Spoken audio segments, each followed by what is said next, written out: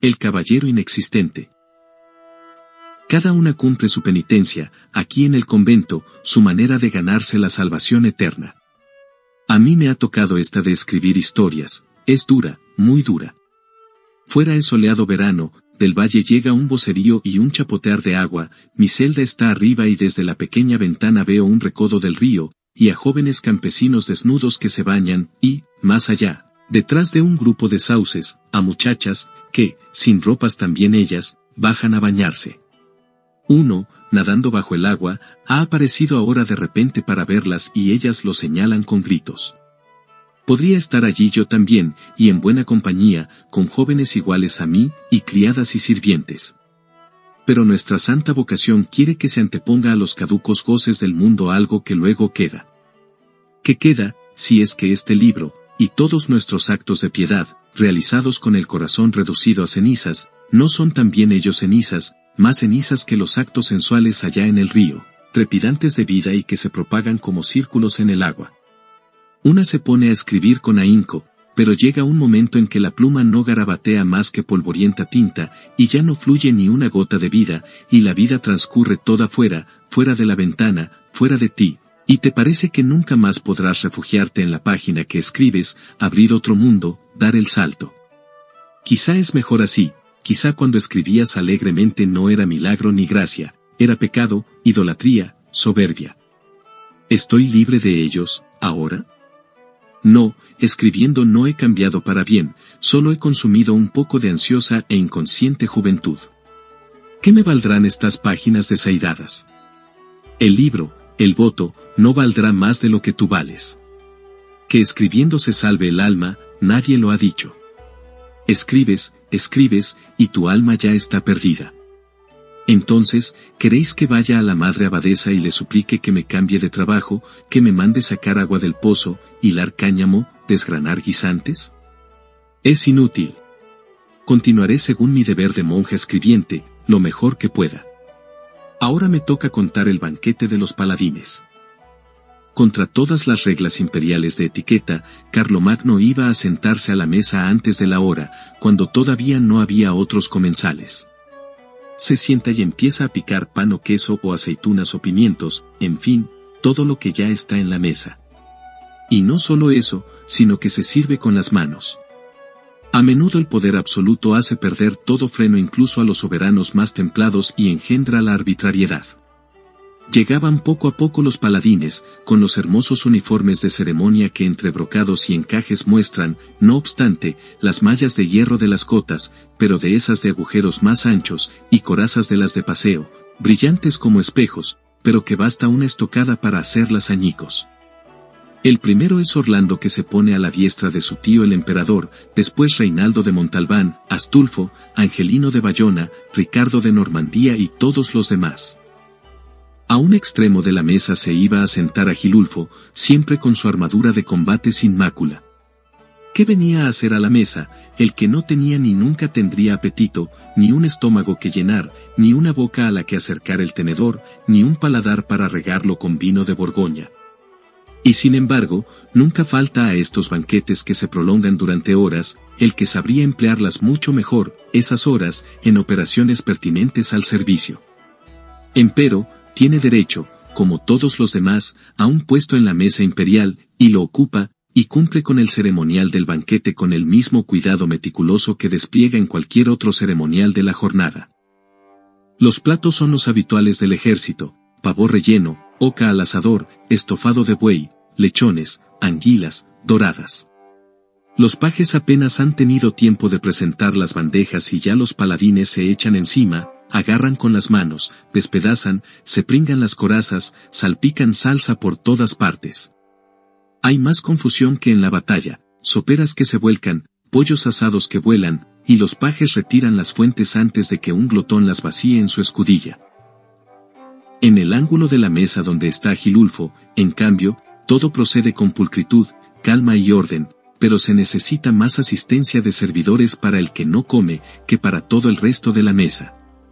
Lo primero, mientras que por doquier hay una confusión de platos sucios, hasta el extremo de que entre un servicio y otro ni siquiera se piensa en cambiarlos y cada uno come donde le apetece, incluso sobre el mantel, Es que Agilulfo sigue pidiendo que le pongan delante vajilla y cubiertos nuevos, platos, platitos, escudillas, vasos de todas formas y cabidas, tenedores y cucharillas y cuchillos que, ay, si no están bien afilados. Y es tan exigente en lo relativo a la limpieza que basta una sombra opaca en un vaso o un cubierto para que los devuelva.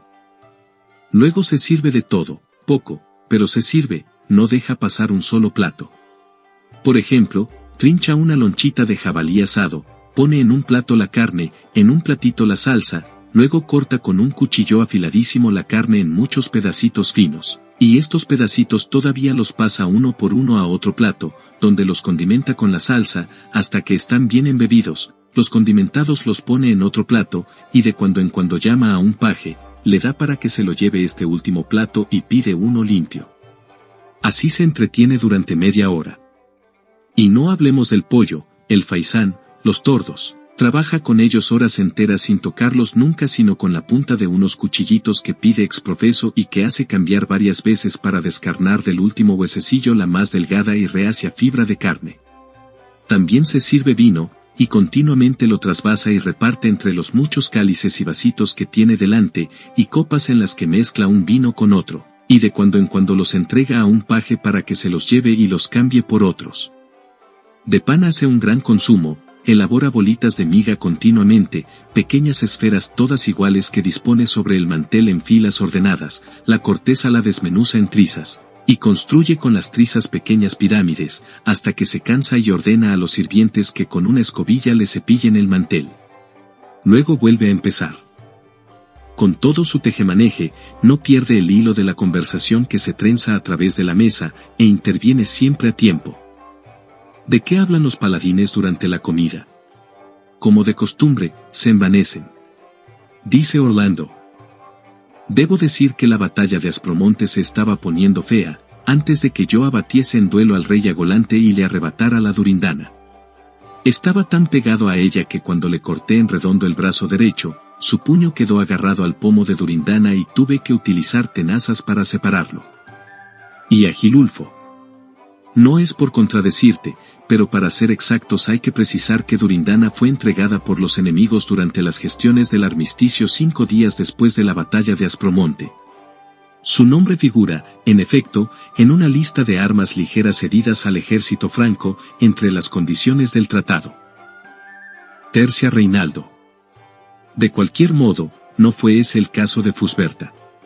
Al pasar los Pirineos, a aquel dragón con el que me enfrenté, lo corté en 2 de un sablazo y ya sabéis que la piel de dragón es más dura que el diamante. Agilulfo interviene.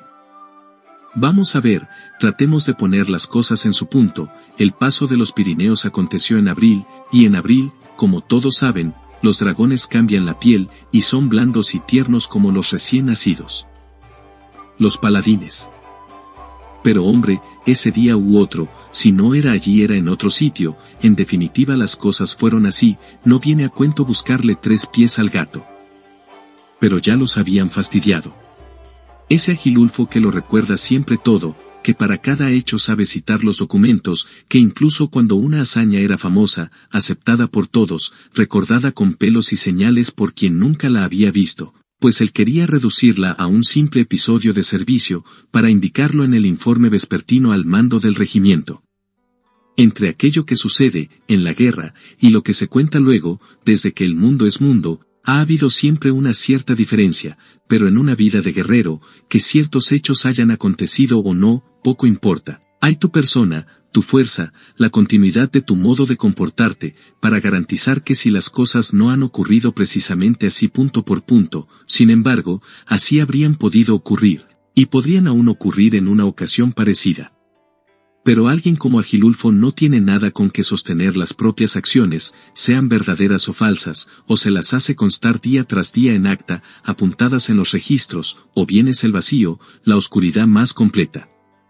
Y también quisiera ver reducidos de este modo a sus colegas, estos odres de burdeos y presunciones, de proyectos que trasladan al pasado sin que hayan existido nunca en el presente, de leyendas que después de haber sido atribuidas un poco a unos y a otros acaban siempre por encontrar el protagonista adecuado.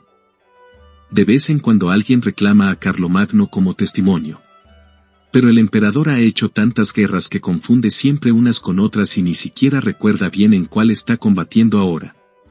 Su deber es hacerla, la guerra, y como máximo pensar en la que vendrá después. Las guerras llevadas ya a término han ido como han ido, de lo que cuentan cronistas y juglares ya se sabe que no hay que creerlo todo. Pobre del emperador si tuviera que estar detrás de todos haciendo rectificaciones.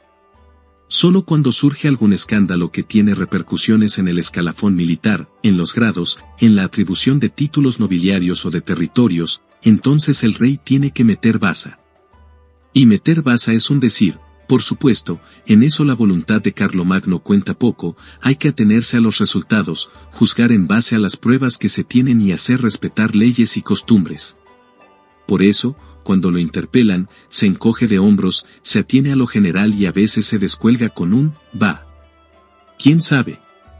Quien va a la guerra, come mal y duerme en la tierra, y sigue adelante. A aquel caballero Agilulfo de los Gildivernos que sigue haciendo bolitas de miga de pan y rebatiendo todas las gestas que, aunque referidas en una versión no del todo exacta, son las auténticas glorias del ejército franco, Carlomagno querría endilgarle algún enojoso servicio, pero le han dicho que las tareas más fastidiosas son para el codiciadas pruebas de celo, y por lo tanto es inútil. No veo por qué tienes que fijarte tanto en menudencias, Agilulfo, dijo Oliverio. La misma gloria de las acciones guerreras tiende a exagerarse en la memoria popular y eso prueba que es gloria genuina, fundamento de los títulos y los grados conquistados por nosotros. No de los míos. Le replicó Agilulfo. Cada uno de mis títulos y atributos lo he obtenido por acciones comprobables y apoyadas en documentos incontrovertibles. Con la cresta. Dijo una voz. Quien ha hablado me dará cuentas. Dijo Agilulfo levantándose. Cálmate, sé bueno, le dijeron los demás, tú que siempre tienes que arguir algo en contra de las hazañas de los otros, no puedes impedir que alguien encuentre objeciones en las tuyas. Yo no ofendo a nadie, me limito a precisar hechos, con lugar y fecha y un montón de pruebas. Soy yo quien ha hablado. También yo puntualizaré. Un joven guerrero se había alzado, pálido. Pues quisiera ver, Torrismundo, si encuentras en mi pasado algo impugnable, dijo Agilulfo al joven, que era precisamente Torrismundo de Cornualles. ¿Quieres quizá impugnar, por ejemplo, que fui armado caballero porque, hace exactamente 15 años, salvé de la violencia de 2 bandidos a la Virgen Sofronia, hija del rey de Escocia? Sí, lo impugno, hace 15 años, Sofronia, hija del rey de Escocia, no era virgen. Un murmullo corrió a todo lo largo de la mesa.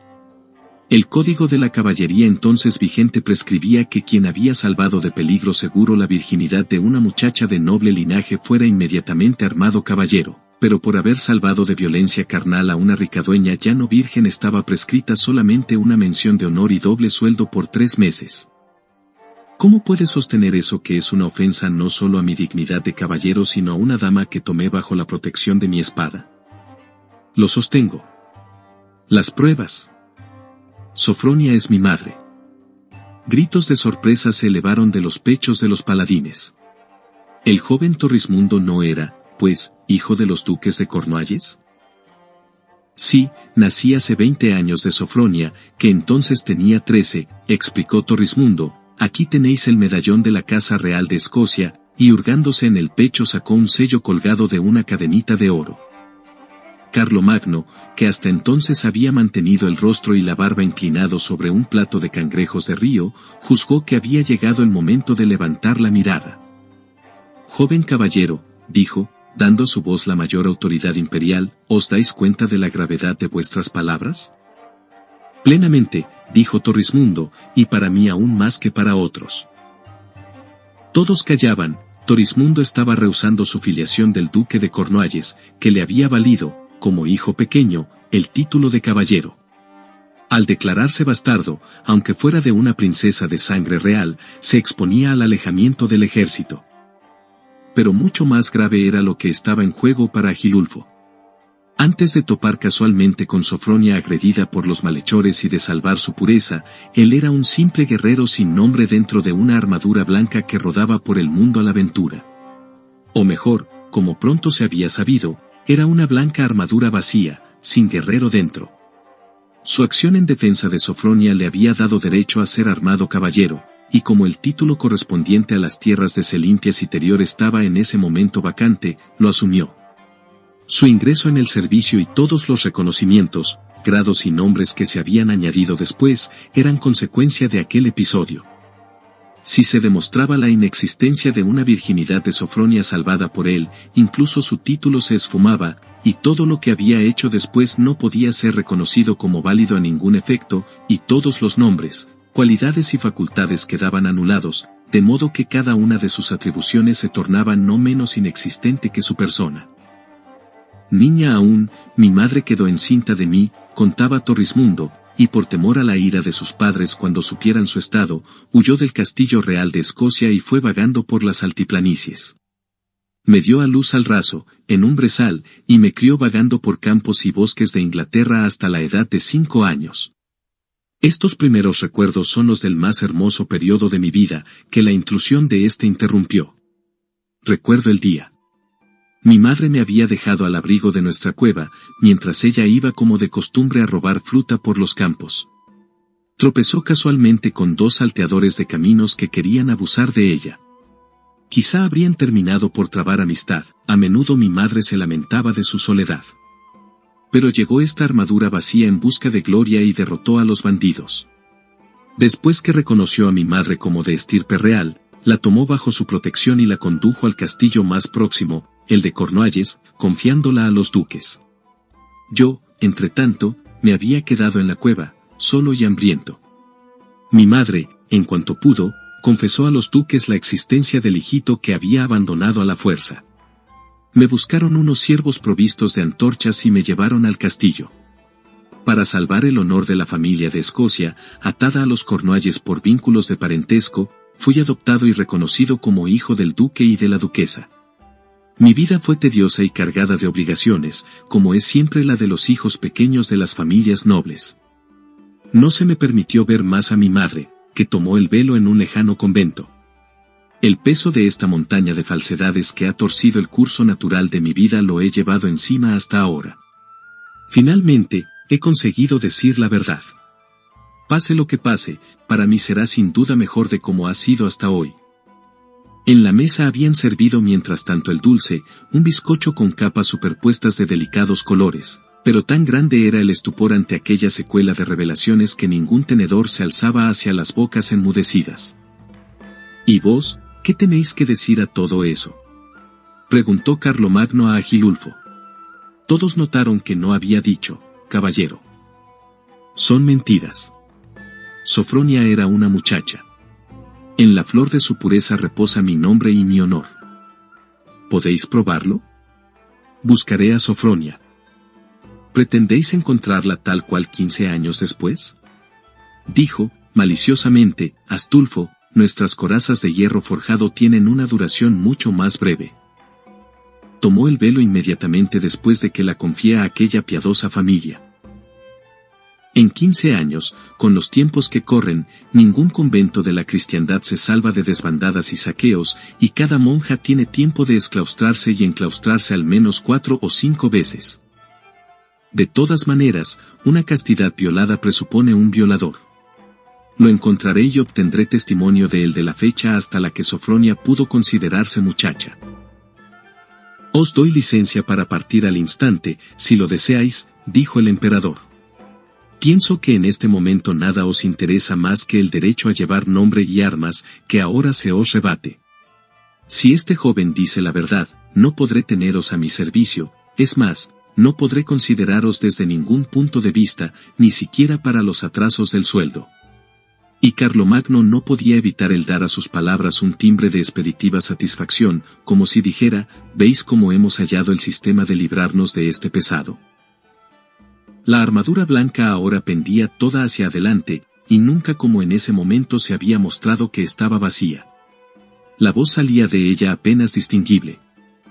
Sí, mi emperador, marcharé. ¿Y vos? Carlomagno se dirigió a Torrismundo. ¿Os dais cuenta de que al declararos nacido fuera del matrimonio no podéis revestir el grado que os esperaba por vuestra cuna? ¿Sabéis al menos quién era vuestro padre? ¿Tenéis esperanzas de haceros reconocer por él?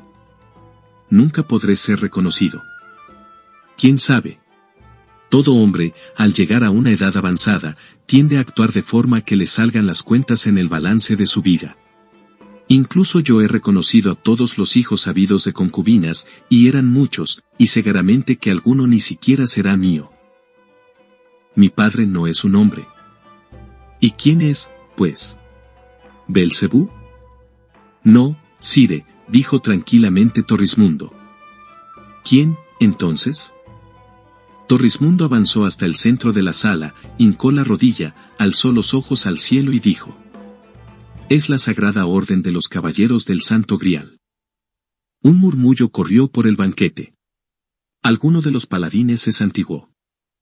Mi madre era una niña valiente, explicó Torrismundo, y corría siempre por lo más profundo de los bosques que rodeaban el castillo. Un día, en la espesura del bosque, topó con los caballeros del Santo Grial, acampados allí para fortificar su espíritu en el aislamiento del mundo. La niña se puso a jugar con aquellos guerreros y desde aquel día cada vez que podía eludir la vigilancia familiar se acercaba al campamento. Pero al cabo de poco tiempo de aquellos juegos pueriles, regresó encinta. Carlomagno permaneció por un momento pensativo, luego dijo: los caballeros del Santo Grial han hecho todos voto de castidad y ninguno de ellos podrá nunca reconocerte como hijo. Ni yo, por otra parte, lo querría, dijo Torrismundo. Mi madre nunca me habló de un caballero en particular, sino que me educó para que respetara como padre a la Sagrada Orden en su conjunto. Entonces, agregó Carlomagno, la orden en su conjunto no está sujeta a ningún voto de esa clase. Nada prohíbe, pues, que se reconozca padre de una criatura. Si tú consigues dar con los caballeros del Santo Grial y hacerte reconocer como hijo de toda su orden considerada colectivamente, tus derechos militares, dadas las prerrogativas de la orden, no serían distintos de los que tenías como hijo de una familia noble. Partiré, dijo Torrismundo. Velada de partidas, aquella noche, en el campo de los francos. Agilulfo preparó meticulosamente su equipaje y su caballo, y el escudero Gurdulú agarró a bulto mantas, almohadas, ollas, hizo con todo ello un montón que le impedía ver a dónde iba, tomó por el lado opuesto a su amo, y se alejó al galope, perdiéndolo todo por el camino. Nadie había venido a saludar a Agilulfo que partía, salvo pobres palafreneros, mozos de cuadra y herreros, los cuales no hacían demasiadas distinciones entre unos y otros y habían comprendido que este era un oficial más enojoso, pero también más infeliz que los otros. Los paladines, con la excusa de que no los habían avisado de la hora de su marcha, no acudieron, y por otra parte no era una excusa. Agilulfo, desde que había salido del banquete, no le había dirigido la palabra a nadie. Su partida no fue comentada, una vez distribuidas las tareas de modo que ninguno de sus cometidos quedase sin cubrir. La ausencia del caballero inexistente fue considerada merecedora de silencio como por un acuerdo general. La única en quedar conmovida, y hasta trastornada, fue Bradamante. Corrió a su tienda, rápido, llamó a amas de llaves, fregonas, criadas, rápido, y tiraba al aire ropas y corazas y lanzas y arreos, rápido, y lo hacía no como solía al desnudarse o en un estallido de ira, sino para poner en orden, para hacer un inventario de las cosas que había, y partir. Preparádmelo todo, me voy, no me quedo aquí ni un minuto más. Él se ha ido, el único por el cual este ejército tenía un sentido, el único que podía dar un sentido a mi vida y a mi guerra, y ahora no queda más que un tropel de borrachos y violentos, incluida yo misma, y la vida es un revolcarse entre camas y féretros, y solo él sabía su geometría secreta, el orden, la regla para comprender su principio y su fin.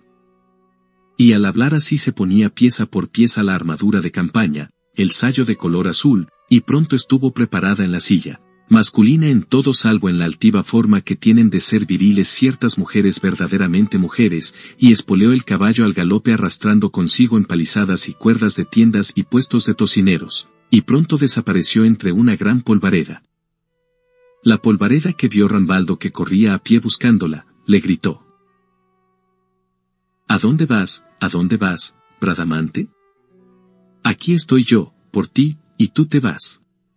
con esa obstinada indignación de quien está enamorado y quiere decir, estoy aquí, joven, cargado de amor, ¿cómo puede mi amor no gustarle, que quiere esta que no me toma, que no me ama, que más puede querer que lo que yo siento que puedo y debo darle? Y así se enfurece y no atiende a razones, y al llegar a cierto punto el enamoramiento de ella es también enamoramiento de sí mismo enamorado de ella, es enamoramiento de lo que podrían ser ellos dos juntos, y no son.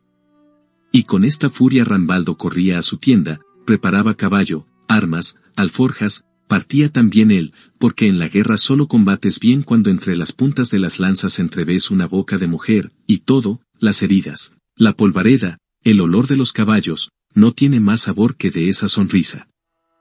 También Torrismundo partía aquella noche, triste también él lleno de esperanza.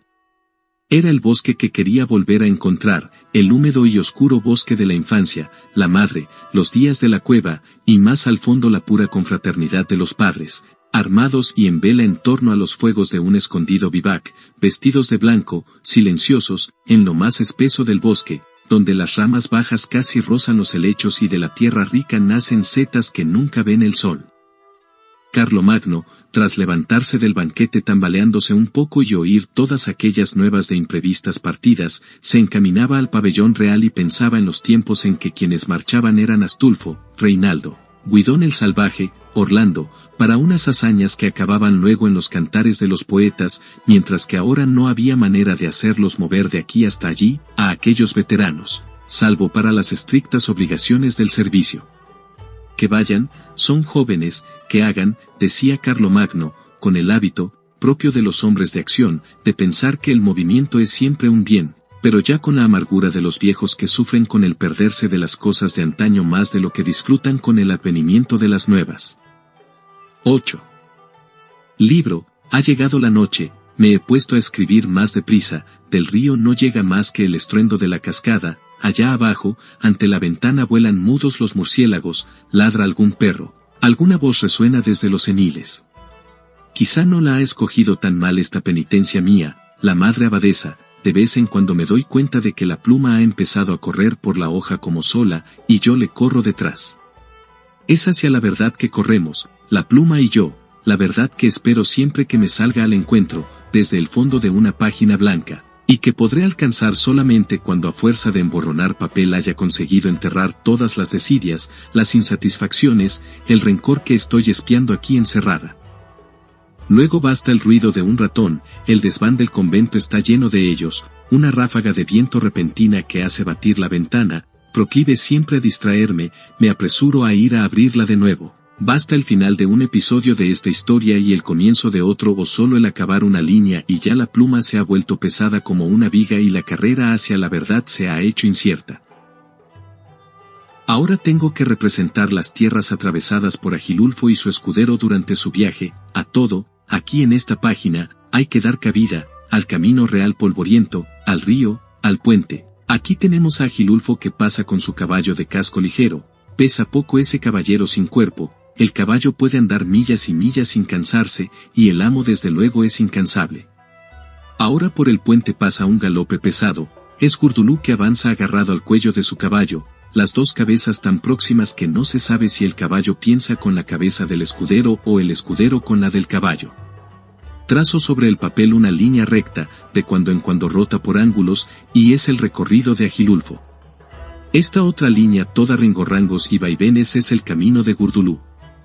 Cuando ve revolotear una mariposa, enseguida Gurdulú le va detrás con el caballo, ya cree estar en la silla no del caballo sino de la mariposa, y sale del camino y vaga por los prados. Mientras tanto Agilulfo sigue avanzando, recto, según su ruta. De cuando en cuando los itinerarios al margen del camino de Gurdulú coinciden con invisibles atajos, o es el caballo que se pone a seguir un sendero escogido por él, puesto que su palafrenero no lo guía. Y después de vueltas y más vueltas el vagabundo vuelve a estar al lado de su amo en el camino real. Aquí, a la orilla del río, marcaré un molino. Agilulfo se detiene para preguntar el camino. Le responde amable la molinera y le ofrece pan y vino, pero él los rehúsa. Acepta solo cebada para el caballo. El camino es polvoriento y soleado, los buenos molineros se maravillan de que el caballero no tenga sed. Cuando ya se ha marchado, llega, con el ruido de un regimiento al galope, Gurdulú. ¿Lo habéis visto a mi amo? ¿Y quién es tu amo? Un caballero, no, un caballo. ¿Estás al servicio de un caballo? No, es mi caballo que está al servicio de un caballo. ¿Y quién cabalga en ese caballo? Pues, no se sabe. ¿Y sobre tu caballo, quién cabalga? Ah. Preguntádselo a él. ¿Y tampoco tú quieres comer ni beber? Sí, sí. Comer. Beber. Y se atraganta. Esta que ahora dibujo es una ciudad ceñida por murallas. Agilulfo debe atravesarla. Los guardias de la puerta quieren que descubra el rostro, tienen orden de no dejar pasar a nadie con el rostro tapado, porque podría tratarse del feroz bandido que hace estragos por los alrededores. Agilulfo se niega, llega a las armas con los guardias, fuerza el paso, escapa. Más allá de la ciudad, esto que voy trazando es un bosque. Agilulfo lo recorre de arriba abajo hasta que descubre al terrible bandido. Lo desarma y encadena y lo arrastra ante aquellos esbirros que no querían dejarlo pasar. Aquí tenéis con cepos a quien tanto temíais. Oh, bendito seas, blanco caballero. Pero dinos quién eres, y por qué mantienes cerrada la celada del yelmo. Mi nombre está al término de mi viaje, dice Agilulfo, y huye. En la ciudad hay quien dice que es un arcángel y quien un alma del purgatorio. El caballo corría deprisa, dice uno, como si no llevara a nadie en la silla. Aquí, donde acaba el bosque, pasa otro camino, que llega también él a la ciudad. Es el camino que recorre Bradamante. Dice a los de la ciudad. Busco a un caballero con la armadura blanca. Sé que está aquí. No. No está, le responden. Si no está es justamente él. Entonces ve a buscarlo donde esté. De aquí ya se ha ido. ¿Lo habéis visto de verdad? Una armadura blanca que parece que haya un hombre dentro. ¿Y quién hay sino un hombre? Uno que es más que cualquier otro hombre. Me parecen muchos encantamientos los vuestros, dice un viejo, incluso los tuyos, oh, caballero de voz tan dulce. Bradamante pica espuelas. Al cabo de un rato, en la plaza de la ciudad es Rambaldo quien frena su caballo. ¿Habéis visto pasar un caballero? ¿Cuál? Ya han pasado dos y tú eres el tercero. El que corría detrás del otro. ¿Es cierto que uno no es un hombre? El segundo es una mujer. ¿Y el primero? Nada. ¿Y tú? Yo soy un hombre. Válgame Dios. Agilulfo cabalgaba seguido por Gurdulú.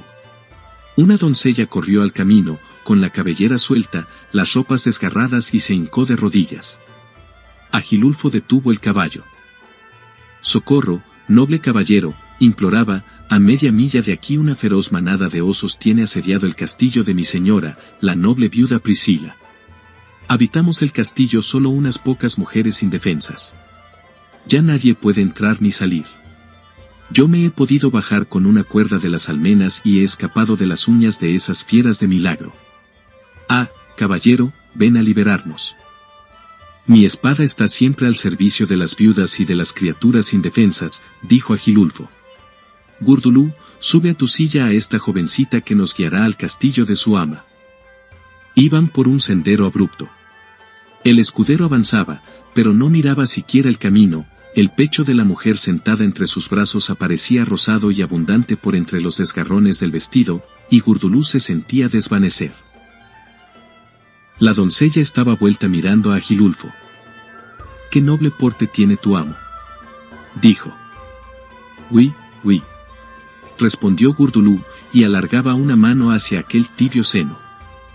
«Es tan seguro y altivo en cada palabra y cada gesto», decía aquella, siempre con los ojos en Agilulfo.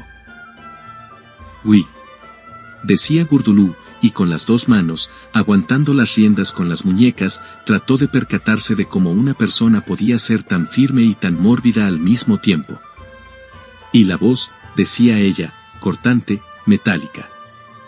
De la boca de Gurdulú salía solo un oscuro gañido, ya que la había hundido entre el cuello y la espalda de la joven y se perdía en aquel perfume.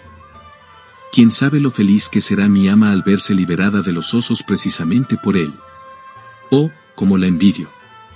Pero dime, nos estamos saliendo del camino. ¿Qué pasa, escudero? ¿Estás distraído? En un recodo del sendero, un ermitaño tendía la escudilla de las limosnas. Agilulfo, que a cada mendigo que encontraba le daba normalmente una caridad en la medida fija de 3 sueldos, detuvo el caballo y hurgó en la bolsa. Bendito seáis, caballero, dijo el ermitaño embolsándose las monedas, y le hizo señas de que se inclinase para hablarle al oído. Os recompensaré enseguida diciéndoos, guardaos de la viuda Priscila. Eso de los osos no es más que una trampa, es ella misma la que los cría, para hacerse liberar por los más valientes caballeros que pasan por el camino real, atraerlos al castillo y alimentar así su insaciable lascivia. Será como decís, hermano, respondió Agilulfo, pero yo soy caballero y sería descortesía sustraerme a la solicitud formal de socorro de una mujer en lágrimas. ¿No teméis las llamas de la lujuria? Agilulfo estaba un poco apurado. Pues, ya lo veremos. ¿Sabéis qué queda de un caballero tras una estancia en ese castillo? ¿Qué? Lo tenéis delante de vuestros ojos. También yo fui caballero, también yo salvé a Priscila de los osos, y ahora heme aquí. Verdaderamente, tenía más bien mal aspecto. Tendré en cuenta vuestra experiencia, hermano, pero afrontaré la prueba, y Agilulfo espoleó, dio alcance a Gurdulú y la criada. No sé por qué tienen que estar siempre chismorreando, estos ermitaños, dijo la muchacha al caballero. En ninguna otra clase de religiosos o de laicos se charla y se difama tanto. ¿Hay muchos ermitaños por estas inmediaciones? Está lleno. Y siempre se añade alguno nuevo. No seré yo de esos, dijo Agilulfo. Apresurémonos. Oigo el gruñido de los osos, exclamó la doncella. Tengo miedo. Dejadme bajar y esconderme detrás de este seto. Agilulfo irrumpe en el claro donde se alza el castillo. A su alrededor, todo está negro de osos. A la vista del caballo y del caballero, rechinan los dientes y se agolpan uno al lado del otro para cortarle el camino. Agilulfo carga volteando la lanza. Ensarta a alguno, a otros los aturde, a otros los magulla. Llega de improviso con su caballo Gurdulú y los persigue con el espiche. En 10 minutos los que no han quedado tendidos cual si fueran alfombras, han ido a esconderse en los más profundos bosques. Se abrió la puerta del castillo. Noble caballero, ¿podrá mi hospitalidad recompensaros de cuanto os debo? En el umbral había aparecido Priscila, rodeada de sus damas y sirvientas. Entre ellas estaba la joven que los había acompañado hasta allí, no se sabe cómo, pero ya estaba en casa y vestía no las ropas harapientas de antes, sino un bonito delantal limpio. Agilulfo, seguido por Gurdulú, hizo su entrada al castillo. La viuda Priscila no era muy alta, ni muy metida en carnes, pero iba bien acicalada, el pecho, aunque no muy grande, destacaba, y lo mismo los relampagueantes ojos negros, en fin, una mujer que tenía algo que decir. Estaba allí, delante de la blanca armadura de Agilulfo, complacida. El caballero se mostraba grave, pero era tímido. Caballero Agilulfo Hemo Bertrandino de los Gildivernos, dijo Priscila, ya conozco vuestro nombre y sé bien quién sois y quién no sois. Ante aquel comunicado, Agilulfo, como liberado de un malestar, abandonó su timidez y asumió un aire suficiente. Con todo, se inclinó, puso una rodilla en tierra, dijo: vuestro siervo, y se alzó de golpe. He oído hablar mucho de vos, dijo Priscila, y desde hace tiempo era mi más ardiente deseo encontraros. ¿Qué milagro os ha traído a este camino tan apartado? Estoy de viaje para hallar, antes de que sea demasiado tarde, dijo Agilulfo, una virginidad de hace 15 años. Nunca supe de empresa caballeresca que tuviera una meta tan huidiza, dijo Priscila. Pero si han pasado 15 años, no tengo escrúpulos en haceros tardar una noche más, pidiéndoos que os quedéis como huésped de mi castillo. Y se puso a su lado. Las demás mujeres permanecieron todas con los ojos puestos en él, hasta que desapareció con la castellana por una sucesión de salas. Entonces se volvieron a Gurdulú. ¡Oh, qué encantó de palafrenero! Dicen, batiendo palmas. Él se queda allí como un botarate, y se rasca. Lástima que tenga pulgas y apeste tanto. Dicen. Venga, rápido, lavémoslo. Se lo llevan a sus habitaciones y lo desnudan de arriba abajo. Priscila había conducido a Agilulfo hasta una mesa aparejada para 2 personas. Conozco vuestra habitual templanza, caballero, le dijo, pero no sé cómo comenzar a honraros si no es invitándoos a que os sentéis a esta mesa.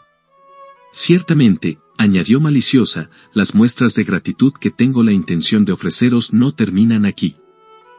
Agilulfo dio las gracias, se sentó frente a la castellana, desmenuzó alguna miga de pan entre los dedos, estuvo unos momentos en silencio, se aclaró la voz, y echó a hablar de esto, lo otro y lo de más allá. Son realmente extrañas y azarosas, señora, las venturas que le tocan en suerte a un caballero andante. Estas, por otra parte, pueden agruparse en varios tipos. Primero, y así conversa, afable, preciso, informado, a veces haciendo asomar una sospecha de excesiva meticulosidad, pero corregida enseguida por la volubilidad con que pasa a hablar de otra cosa, intercalando las frases serias con agudezas y bromas siempre de buena ley, dando sobre los hechos y las personas juicios ni demasiado favorables ni demasiado adversos, de tal forma que siempre los pueda hacer suyos la interlocutora, a la que ofrece la oportunidad de dar su opinión, animándola con preguntas amables. «Oh, qué conversador más delicioso», dice Priscila, y se embelesa. De repente, del mismo modo como había empezado a charlar, Agilulfo se hunde en el silencio. «Es hora de que comiencen los cantos», dijo Priscila y batió palmas. Entraron en la sala las tañedoras de laúd. Una entonó la canción que dice, «El unicornio cogerá la rosa», luego aquella otra, «Jazmín, bewilles embellir le beau cousin». Agilulfo tiene palabras de aprecio para la música y las voces. Un tropel de jovencitas entró danzando. Llevaban unas túnicas ligeras y guirnaldas entre los cabellos. Agilulfo acompañaba la danza golpeando rítmicamente con sus guantes de hierro sobre la mesa. No menos festivas eran las danzas que se desarrollaban en otra ala del castillo, en las habitaciones de las damas del séquito. Semidesnudas, las jóvenes jugaban a la pelota y pretendían que Gurdulú participara en su juego. El escudero, vestido también él con una pequeña túnica que le habían prestado, en lugar de estar en su sitio y esperar que le lanzaran la pelota, corría tras ellas y trataba de adueñarse de ella por todos los medios, lanzándose pesadamente sobre una u otra doncella, y en estas refriegas a menudo lo asaltaba otra inspiración y se revolcaba con la mujer en uno de los blandos lechos que había tendidos por allí. «Oh, ¿pero qué haces?» «No, no, borrico». «Ay, mirad lo que me hace, no, quiero jugar a la pelota, Gurdulú ya no entendía nada. Entre el baño tibio que le habían hecho tomar, los perfumes y aquellas carnes blancas y rosas, ahora su único deseo era el de fundirse en la general fragancia. «Ay, está de nuevo aquí, oui, mi madre, pero oye una cosa, Las demás jugaban a la pelota como si nada ocurriese, bromeaban, reían, cantaban, hola, hola, la luna in alto boula. La doncella que Gurdulú había arrastrado consigo, después de un último y largo grito volvía con sus compañeras, algo sofocada, algo aturdida, y riendo y batiendo palmas, venga, venga, aquí, a mí. Reanudaba el juego. No pasaba mucho rato, y Gurdulú rodaba encima de otra. Fuera, quita, pero qué pesado, qué impetuoso, no, me haces daño, pero oye, y sucumbía. Otras mujeres y jovencitas que no participaban en los juegos se sentaban en bancos y conversaban entre sí. Y porque Filomena, sabéis, estaba celosa de Clara, pero en cambio, y se sentía asida de la cintura por Gurdulú. Uy, qué susto. En cambio, os decía, Viligelmo parece que andaba con Eufemia, pero ¿a dónde me llevas? Gurdulú se la había cargado al hombro. ¿Lo habéis entendido? La otra boba, entre tanto, con sus celos de costumbre, la mujer seguía charlando y gesticulando, mientras colgaba del hombro de Gurdulú, y desaparecía. No había pasado mucho tiempo y regresaba, desmelenada, con una hombrera arrancada, y se colocaba de nuevo allí, y enseguida.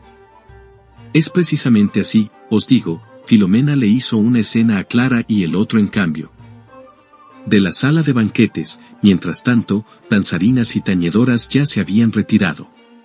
Agilulfo se entretuvo en detallar a la castellana las composiciones que los músicos del emperador Carlomagno ejecutaban más a menudo. El cielo se oscurece, observó Priscila. Es de noche, noche cerrada, admitió Agilulfo. La estancia que os he reservado. Gracias. Oíd el ruiseñor allá en el parque. La estancia que os he reservado, es la mía. Vuestra hospitalidad es exquisita. Es en aquella encina donde canta el ruiseñor. Acerquémonos a la ventana. Se levantó, le tendió su férreo brazo, se aproximó al antepecho. El gorjeo de los ruiseñores le dio pie para una serie de referencias poéticas y mitológicas. Pero Priscila cortó de golpe. Después de todo, el ruiseñor canta por amor. ¿Y nosotros? Ah, el amor. Gritó Agilulfo con una alteración en la voz tan brusca que Priscila se asustó. Y de repente, se lanzó a una disertación sobre la pasión amorosa. Priscila estaba tiernamente acalorada, apoyándose en su brazo lo empujó a una estancia dominada por una gran cama con baldaquín. Entre los antiguos, siendo el amor considerado como un dios, continuaba Agilulfo a toda mecha. Priscila cerró la puerta con doble vuelta de llave, se acercó a él, inclinó la cabeza sobre la coraza y dijo: «Tengo un poco de frío, la chimenea está apagada». La opinión de los antiguos, dijo Agilulfo, sobre si es mejor amarse en estancias frías o bien calientes, es controvertida. Pero el consejo de los más. Oh, cuántas cosas sabéis sobre el amor. El consejo de los más, aun excluyendo los ambientes sofocantes, se inclina por una cierta tibieza natural. ¿Debo llamar a las mujeres para que enciendan el fuego? Lo encenderé yo mismo. Examinó la leña amontonada en la chimenea, alabó la llama de esta o aquella madera, enumeró las distintas maneras de encender fuegos al aire libre o en lugares cerrados. Un suspiro de Priscila lo interrumpió, como dándose cuenta de que estas nuevas disquisiciones estaban disipando la trepidación amorosa que se había ido creando. Agilulfo empezó rápidamente a adornar su disertación sobre los fuegos con referencias y comparaciones y alusiones al calor de los sentimientos y los sentidos.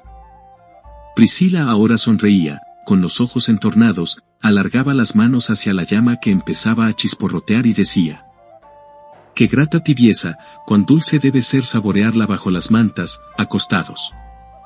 El tema de la cama sugirió a Agilulfo una serie de nuevas observaciones. Según él, el difícil arte de hacer la cama es desconocido por las sirvientas de Francia y en los más nobles palacios no se encuentran más que sábanas mal remetidas. «Oh, no, decime, ¿también mi cama?», preguntó la viuda.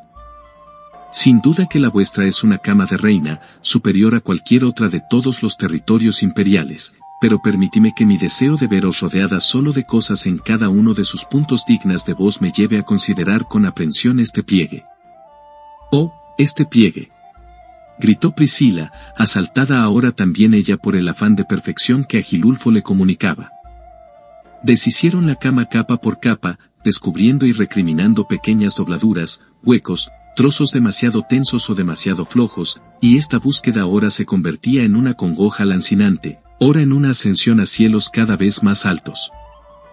Una vez que revolvieron la cama hasta el jergón, Agilulfo empezó a rehacerla según las reglas. Era una operación trabajosa, nada debe hacerse al azar, y hay que emplear recursos secretos. Él los iba explicando extensamente a la viuda. Pero de vez en cuando había algo que lo dejaba insatisfecho, y entonces volvía a empezar de nuevo. Proveniente de las otras salas del castillo resonó un grito, o mejor, un mugido o rebuzno, incontenible. «¿Qué ha sido?», se sobresaltó Priscila. «Nada, es la voz de mi escudero», dijo él. A aquel grito se le añadían otros más agudos, como suspiros lacerados que subían a las estrellas. «¿Y ahora qué pasa?», se preguntó Agilulfo. Oh, son las muchachas, dijo Priscila, juegan, ya se sabe, la juventud.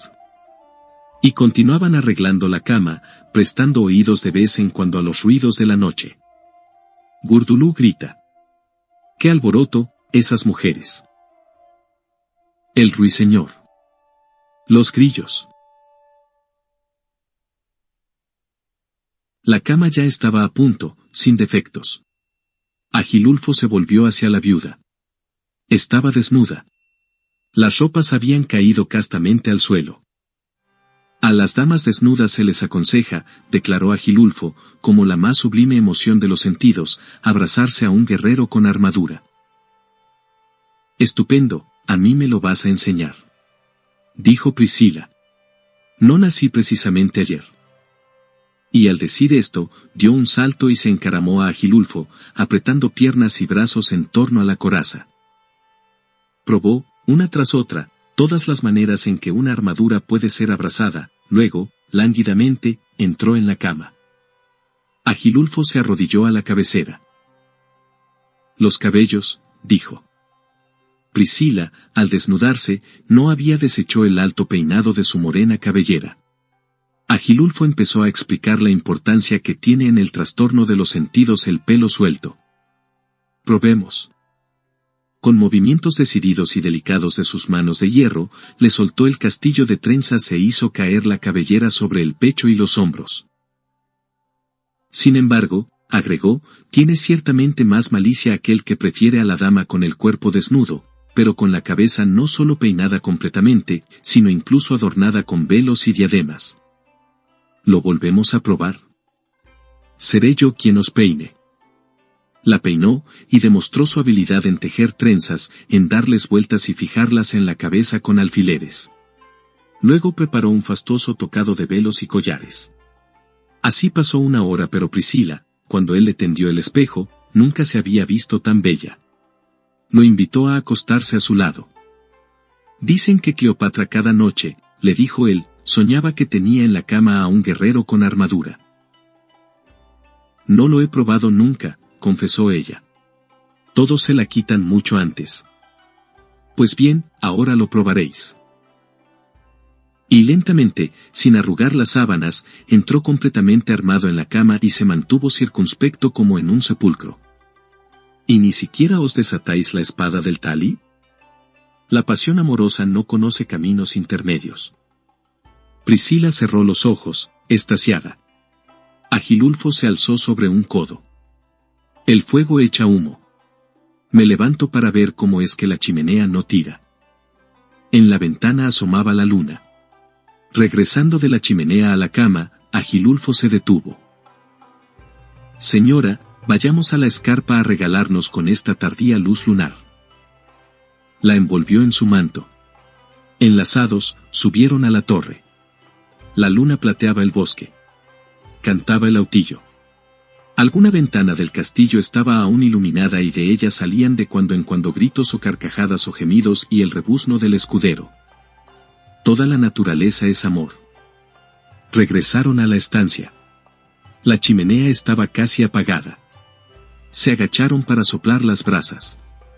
Al estar tan próximos, con las rosadas rodillas de Priscila que rozaban las metálicas rodilleras de él, nacía una nueva intimidad, más inocente. Cuando Priscila volvió a acostarse, la ventana era ya acariciada por el primer claror. Nada transfigura tanto el rostro de una mujer como los primeros rayos del alba, dijo Agilulfo, pero a fin de que el rostro apareciese bajo la luz mejor se vio forzado a cambiar de sitio cama y baldaquín. ¿Cómo estoy?, preguntó la viuda. Bellísima. Priscila era feliz. Pero el sol subía rápido y para seguir sus rayos, Agilulfo tenía que cambiar de sitio continuamente la cama. Es la aurora, dijo. Su voz ya había cambiado.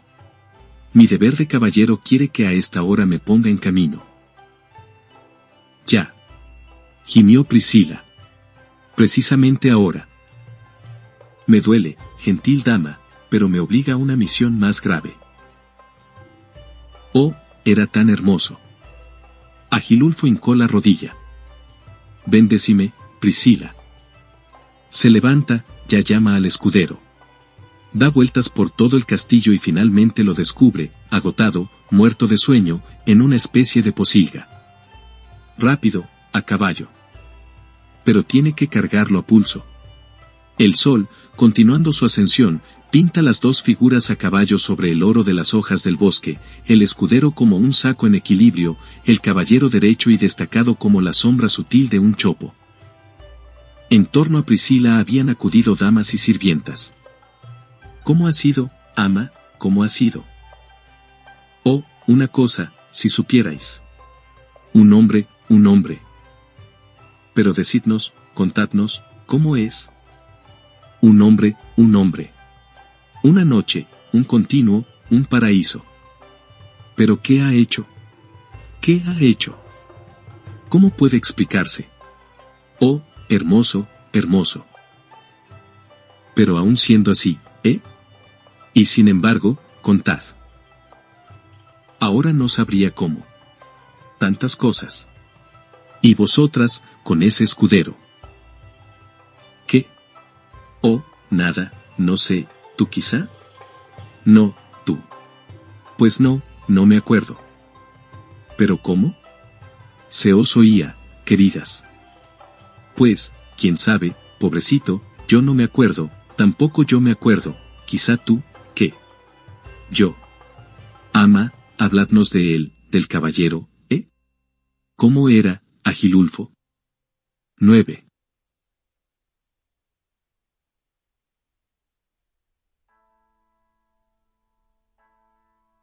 Yo que escribo este libro siguiendo en papeles casi ilegibles una antigua crónica, me doy cuenta ahora de que he llenado páginas y páginas y estoy todavía al principio de mi historia. Ahora comienza el verdadero desarrollo del caso, o sea, los azarosos viajes de Agilulfo y su escudero para hallar la prueba de la virginidad de Sofronia, los cuales se entrelazan con los de Bradamante perseguidora y perseguida, de Rambaldo enamorado y de Torrismundo en busca de los caballeros del Grial. Pero este hilo, en lugar de correrme veloz entre los dedos, de pronto se afloja, o se enreda, y si pienso en todo lo que todavía tengo que poner en el papel, itinerarios, obstáculos, persecuciones, engaños, duelos, torneos, me siento desfallecer.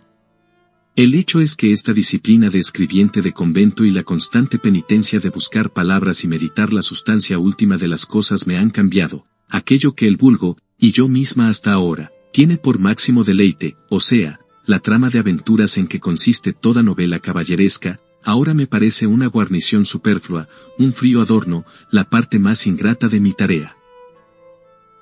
Quisiera narrar corriendo, a toda prisa, historiar cada página con duelos y batallas como los que bastarían para un poema, pero si me paro y me pongo a releer advierto que la pluma no ha dejado signo alguno sobre la hoja y que las páginas están en blanco.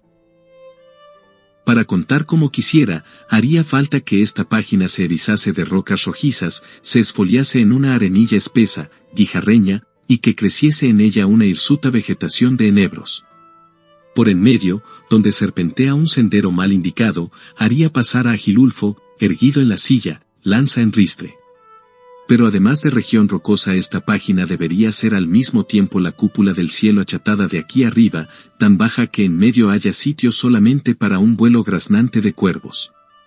Con la pluma tendría que conseguir grabar en la hoja, pero con ligereza, porque el prado debería figurar recorrido por el arrastrarse de una culebra invisible en la hierba, y el brezal atravesado por una liebre que ahora sale al claro, se detiene, olfatea a su alrededor con sus cortos bigotes, y ya ha desaparecido.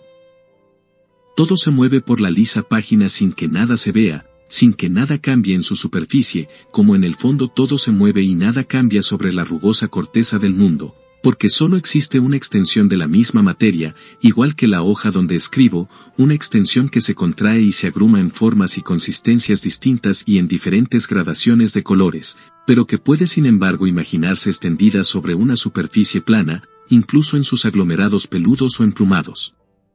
O nudosos como una concha de tortuga, y tal pelosidad o emplumamiento o nudosidad a veces parece que se mueva, o sea que hay cambios de relaciones entre las varias cualidades distribuidas por la extensión de materia uniforme de entorno, sin que nada sustancialmente se desplace.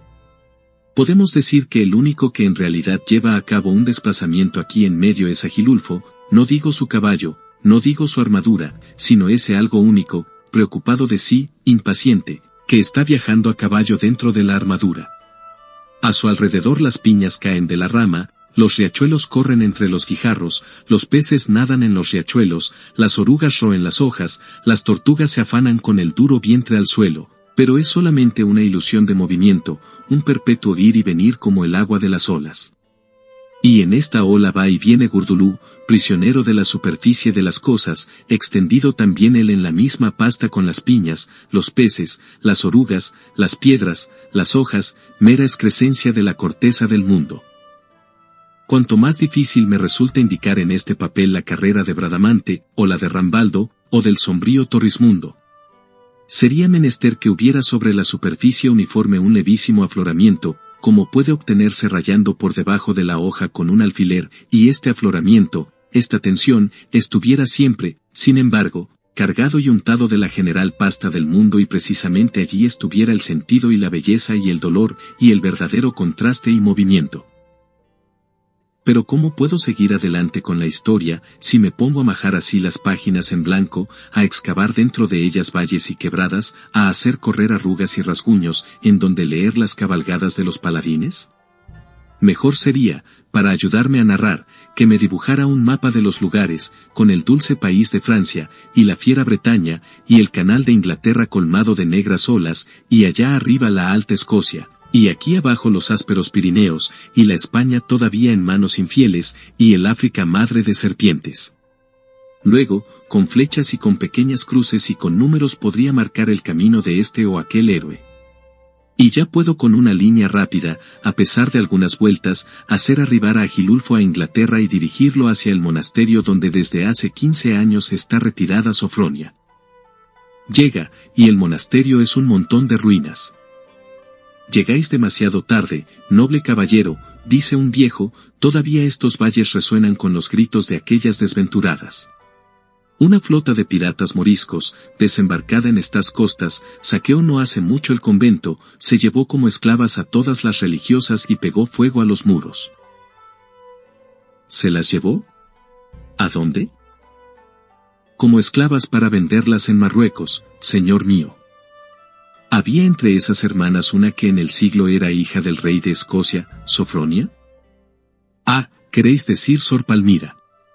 ¿Que si estaba aquí? Enseguida se la cargaron al hombro, aquellos truanes.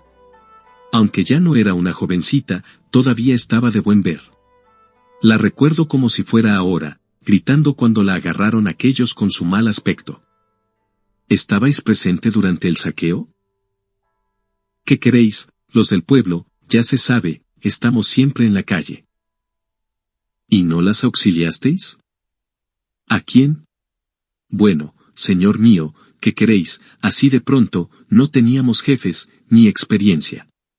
Entre hacer algo y hacerlo mal pensamos que era mejor no hacer nada. Y, decime, ¿esta Sofronia, en el convento, llevaba una vida piadosa? En estos tiempos hay monjas de todas clases, pero Sor Palmira era la más piadosa y casta de todo el obispado. Pronto, Gurdulú, vayamos al puerto y embarquémonos para Marruecos. Todo esto que ahora señalo con pequeñas rayas onduladas es el mar, mejor dicho, el océano. Ahora dibujo la nave en la que Agilulfo realiza su viaje, y más acá dibujo una enorme ballena, con un cartel y la inscripción, Mar Océano. Esta flecha indica el recorrido de la nave. Puedo hacer también otra flecha que indique el recorrido de la ballena, mira, se encuentran. En este punto del océano, pues, se producirá el encuentro de la ballena con la nave, y como he dibujado más grande a la ballena, la nave llevará las de perder. Dibujo ahora muchas flechas cruzándose en todas direcciones para indicar que en este punto entre la ballena y la nave se desarrolla una encarnizada batalla. Agilulfo combate como es habitual en él y clava su lanza en un costado del cetáceo. Un chorro nauseabundo de aceite de ballena lo arrolla, que yo represento con estas líneas divergentes. Gurdulú salta sobre la ballena y se olvida de la nave. De un coletazo, la nave se vuelca. Agilulfo, con la armadura de hierro, no puede más que irse a pique. Antes de que las olas lo sumerjan del todo, grita al escudero. Ya nos encontraremos en Marruecos. Yo voy a pie. En efecto, descendiendo hasta una profundidad de millas y millas, Agilulfo cae de pie sobre la arena del fondo del mar y empieza a caminar con paso ligero. Se encuentra a menudo con monstruos marinos y se defiende de ellos a estocadas. El único inconveniente para una armadura en el fondo del mar ya sabéis vosotros cuál es, la herrumbre. Pero al estar rociada de pies a cabeza de aceite de ballena, la blanca armadura tiene encima una capa de grasa que la mantiene intacta. En el océano ahora dibujo una tortuga. Gurdulú se ha tragado una pinta de agua salada antes de comprender que no es el mar que tiene que estar dentro de él, sino el quien tiene que estar en el mar, y finalmente se ha agarrado a la concha de una gran tortuga marina. En parte dejándose transportar, en parte tratando de dirigirla con caricias y pellizcos, se acerca a las costas de África. Aquí se enreda en una red de pescadores sarracenos. Una vez subidas las redes a bordo, los pescadores ven aparecer en medio de un resbaladizo banco de salmonetes un hombre de ropas mohosas, recubierto de hierbas marinas. El hombre pez. El hombre pez. Gritan. Pero qué hombre pez, es Wudi Yusuf. Dice el patrón. Es Wudi Yusuf, yo lo conozco. Wudi Yusuf era en efecto uno de los nombres con que en las cocinas maometanas se designaba a Gurdulú, cuando sin darse cuenta pasaba las líneas y se encontraba en los campamentos del sultán. El patrón de pesca había sido soldado del ejército morisco en tierras de España, viendo que Gurdulú era de físico robusto y ánimo dócil, lo tomó consigo para hacer de él un pescador de ostras. Estaban una noche los pescadores, y Gurdulú entre ellos, sentados en las rocas de la costa marroquí, abriendo una a una las ostras pescadas, cuando del agua asoma una cimera, un yelmo, una coraza, en fin, una armadura entera que caminando se acerca poco a poco a la orilla. El hombre langosta. El hombre langosta. Gritan los pescadores, que, llenos de miedo, corren a esconderse entre los escollos. Pero qué hombre langosta. Dice Gurdulú. Es mi amo. Estaréis rendido, caballero. Os lo habéis hecho todo a pie. No estoy cansado en absoluto, replica Agilulfo. ¿Y tú, qué haces aquí? Buscamos perlas para el sultán, interviene el ex soldado, que cada noche tiene que regalar a una mujer distinta una perla nueva. Como tenía 365 mujeres, el sultán visitaba a una cada noche, con que cada mujer era visitada una sola vez al año. A la que visitaba, acostumbraba llevarle de regalo una perla, por lo que cada día los mercaderes tenían que proporcionarle una perla bien fresca. Puesto que aquel día los mercaderes habían agotado las provisiones, se habían dirigido a los pescadores para que les procurasen una perla a cualquier precio. Vos que conseguís también caminar por el fondo del mar, dijo a Agilulfo el ex soldado, ¿por qué no os asociáis a nuestra empresa? Un caballero no se asocia a empresas que tengan como finalidad la ganancia, en especial si son dirigidas por enemigos de su religión. Os doy las gracias, oh pagano, por haber salvado y alimentado a este mi escudero, pero que vuestro sultán no pueda esta noche regalar ninguna perla a sus 365 esposas me importa justamente un pepino. Nos importa mucho a nosotros, que nos harán azotar, dijo el pescador. Esta noche no será una noche nupcial como las otras. Le toca a una esposa nueva, que el sultán visitará por primera vez. Fue comprada hace casi un año a ciertos piratas, y ha esperado hasta ahora su turno. Es inadecuado que el sultán se presente ante ella con las manos vacías, tanto más que se trata de una correligionaria vuestra, Sofronia de Escocia, de estirpe real, traída a Marruecos como esclava y destinada enseguida al harén de nuestro soberano. Agilulfo no dejó ver su emoción.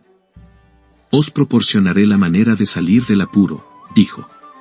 Que los mercaderes propongan al sultán hacerle llevar a la nueva esposa no la perla de costumbre, sino un regalo que pueda aliviar su nostalgia del país lejano, es decir, una armadura completa de guerrero cristiano.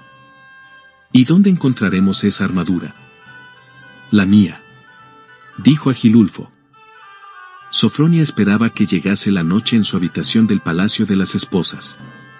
Por la rejilla de la ventana puntiaguda miraba las palmeras del jardín, los estanques, los parterres. El sol descendía, el muecín lanzaba su grito, en el jardín se abrían las perfumadas flores del ocaso. Llaman. Es la hora. No, son los eunucos de siempre. Traen un regalo de parte del sultán. Una armadura. Una armadura enteramente blanca. ¿Quién sabe qué quiere decir? Sofronia, de nuevo sola, volvió a la ventana. Hacía casi un año que estaba allí. Así que fue comprada como esposa, le asignaron el turno de una mujer repudiada hacía poco, un turno que le tocaría más de 11 meses después. Estarse allí en el harén sin hacer nada, un día tras otro, era más aburrido que el convento. No temáis, noble Sofronia, dijo una voz a sus espaldas. Se volvió. Era la armadura quien hablaba. Soy Agilulfo de los Gildivernos, que ya una vez salvó vuestra inmaculada virtud. Oh, socorro. Se había sobresaltado la esposa del sultán. Y luego, reportándose, sí, ya me había parecido que esta armadura blanca no me era desconocida. Sois vos el que llegasteis en el momento justo, hace años, para impedir que un bandido abusara de mí. Y ahora llego en el momento justo para salvaros de la ignominia de las bodas paganas. Ya. Siempre vos, sois. Ahora, protegida por esta espada, os acompañaré fuera de los dominios del sultán. Ya. Se comprende. Cuando los eunucos vinieron a anunciar la llegada del sultán, fueron pasados a cuchillo. Envuelta en un manto, Sofronia corría por los jardines al lado del caballero. Los dragomanes dieron la alarma. Poco pudieron las pesadas cimitarras contra la exacta y ágil espada del guerrero de la blanca coraza. Y su escudo aguantó bien el asalto de las lanzas de todo un pelotón. Gurdulú, con los caballos, esperaba tras una chumbera. En el puerto, un falucho estaba ya preparado para partir hacia tierras cristianas. Sofronia desde la cubierta veía alejarse las palmeras de la playa. Ahora dibujo, aquí en el mar, el falucho. Lo hago un poco mayor que la nave de antes, para que aunque se encuentre con la ballena no sucedan desastres. Con esta línea curva indico el recorrido del falucho que quisiera hacer llegar hasta el puerto de Saint-Malo. Lo malo es que a la altura del Golfo de Vizcaya ya hay tal lío de líneas que se cruzan, que es mejor hacer pasar el falucho un poco más acá, por aquí arriba, y, diantre. Va a chocar contra las escolleras de Bretaña. Naufraga, se va a pique, y a duras penas Agilulfo y Gurdulú consiguen llevar a Sofronia sana y salva a la orilla. Sofronia está cansada. Agilulfo decide hacerla refugiar en una cueva y alcanzar con su escudero el campamento de Carlomagno para anunciar que la virginidad está todavía intacta, así como la legitimidad de su nombre. Ahora ya marco la cueva con una crucecita en este punto de la costa bretona para poder encontrarla luego. No sé qué debe ser esta línea que también pasa por este punto, a estas alturas mi mapa es un embrollo de rayas trazadas en todos los sentidos. Sí, es una línea que corresponde al recorrido de Torrismundo. Así pues, el pensativo joven pasa precisamente por aquí, mientras Sofronia yace en la caverna. También él se aproxima a la cueva, entra, la ve.